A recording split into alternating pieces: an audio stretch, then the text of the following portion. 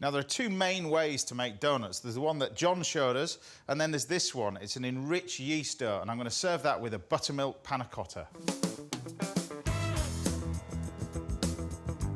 Now for this you need strong bread flour, and I'm going to add it to the bowl, the sugar and the salt. So you add all the dry ingredients first. I'm going to use the fresh yeast for this, and then butter.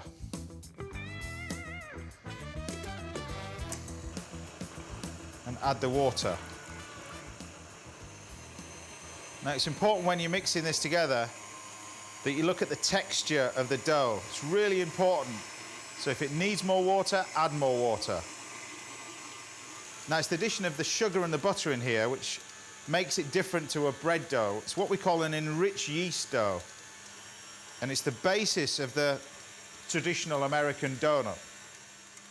And the easiest way to tell whether the mixture's ready is you can actually just take it out, and it should just stick to your fingers like that. That's the kind of texture that you're looking for. Cover and leave the dough to rise for half an hour. And then you can shape it however you want it. A little bit of flour. Now really, whatever shape you put these in, it's going to triple in size because of the yeast.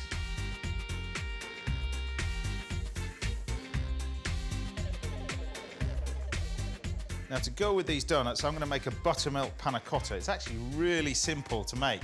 And all we need is some good, thick vanilla pod. You can warm it up with some double cream and caster sugar.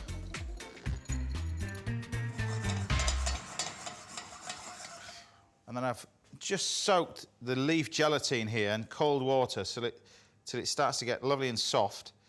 And then I've got buttermilk. And buttermilk is used in so many different desserts in America. Now all you're doing is not boiling the cream, we're just warming it up. So you can test it just with your finger. As soon as you've got it warm like that, take it off and then add the soaked gelatine. I find it much better to use the gelatine leaves than powder, because you can actually measure it a lot more, particularly when you're making a dessert like this. If you don't want the panna cotta to sort of bounce off the walls or prop a door up, and you want it to be nice and light. And then we can pop in the buttermilk. And all you can do is fill up the little moulds. You need to place these in the fridge for about 15 to 20 minutes until they're set. Now I'm going to make a strawberry sauce and a raspberry jelly to go with the donuts. Simply blitz and sieve some strawberries for the sauce. For the jelly, I heat sugar, water, gelatine and raspberries, passing it through a tea towel, and the jelly will be clear and seedless. Now the donuts are proved, but the secret with cooking these is making sure that the oil is not too hot, otherwise they're going to be raw in the centre. Place them into the oil and gently cook for 2 to 3 minutes, turning constantly. When golden brown, place them onto some kitchen towel and then dust with sugar. Now this is the texture that you're looking for in the donut. It's a lovely light dough. Tastes really good too. Now you can stop there if you wanted, but I'm actually going to serve mine with the panna cotta. A few strawberry pieces to garnish and a drizzle of the sauce, followed by some cubes of raspberry jelly.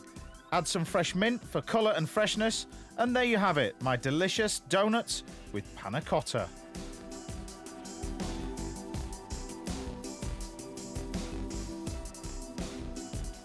And the secret of a good panna cotta is it should just melt in your mouth, which that does. And don't forget, you've got these really great sugared donuts. Really, there isn't many better things that you could wish to eat. It's delicious.